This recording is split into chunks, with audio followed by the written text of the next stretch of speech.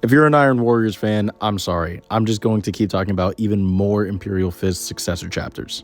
The Executioners are a successor chapter of the Imperial Fist that can trace their history all the way back to the Horus Heresy. The chapter was founded by none other than Fafnir Rand, an incredible warrior that once fought alongside Rogal Dorn himself during the Heresy. Before even becoming the chapter master, Rand was already a well-respected captain who was known for his ferocity in battle. And this ferocity is what I believe ended up leading to the dedication that the Executioners have for hunting down any of the foes of the Emperor. Being such an ancient chapter, you can also imagine that they have had their fair share of multiple accolades amidst incredible battles. Battles like that of the War of the Beast, where alongside the Crimson Fist, the Executioners were personally placed in charge of the defense of Terra. Before I forget, the Executioners also have a very unique homeworld. They have a twin homeworld. The two planets Stygia Aquilon serve as the base of operations for this very well-renowned chapter, which at one point was almost utterly destroyed. This event would take place in the latter years of the 39th millennium, where some Xenos would attack the home planets and even penetrate as far into the deep halls of the Fortress Monastery. Nearly all was lost, and the extermination of the Executioners entirely was almost certain. That was until another chapter known as the Astral Claws would step in to aid them in their defense.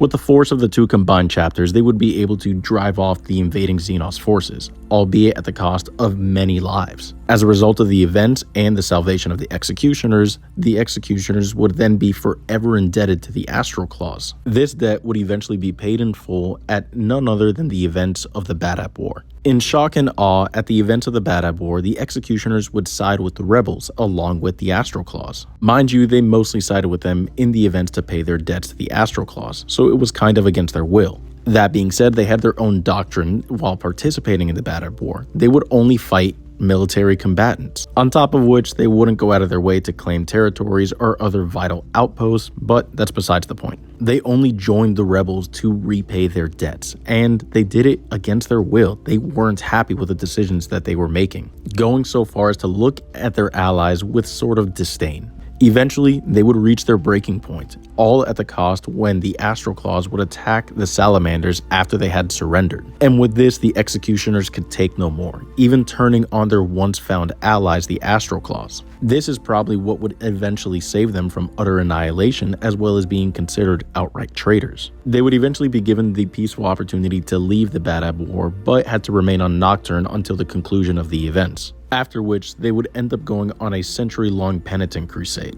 Amidst this crusade, they would bring much destruction to traitor legions as well as Xenos alike, all eventually granting them the permission to return to their twin homeworlds, where they would be granted the technology necessary to make Primaris Marines. Other than that, to this day, they remain loyal sons of the Imperium and fight the traitorous scum on every front possible. But with that being said, thank you again Nidzo for the request, and I hope you all enjoyed this video. Drop a comment if there's anything you guys want to hear about next, and as always, remember to follow for more.